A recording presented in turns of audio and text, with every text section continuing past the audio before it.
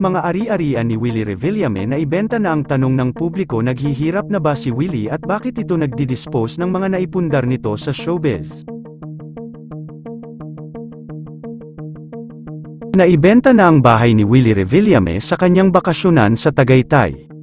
Ang malawak na lupain at mansyon ni Willie sa Tagaytay ay nabenta na sa halagang 3 bilyong piso.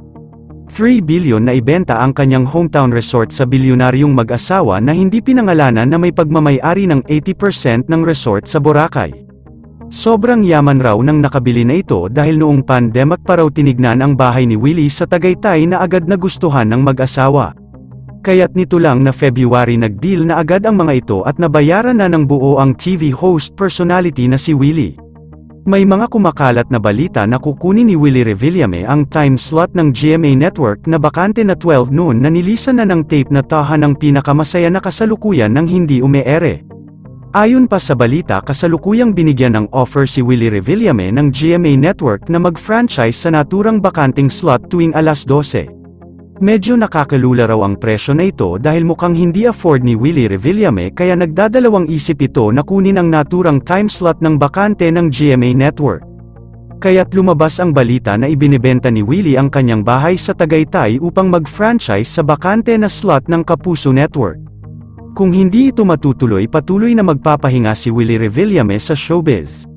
Sa ngayon ang tanong ng publiko, naghihirap na ba si Willie Revillame at wala ng network na gusto sa kanyang tumanggap?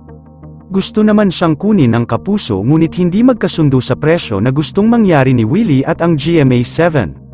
Kaya't ang It's Showtime na nakaplanong papalit sa tahan ng pinakamasaya ay ang presyo na ibinigay sa kanila ng GMA7 at kinagat raw ng ABS-CBN, kaya't anytime ay maglalabas na ng official statement ang show at ang network na mapapanood na sa Channel 7 ang It's Showtime tuwing alas 12. May mga nagsasabi na nagdidispose na si Willie Revillame ng kanyang investment at tuluyan ng magreretiro sa showbiz at mamumuhay na lang ng simpleng buhay sa kanyang favorite na bakasyunen at bahay sa Puerto Galera.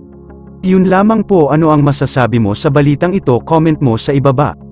Huwag kakalimutan i-like ang video na ito. Maraming salamat po sa panunood.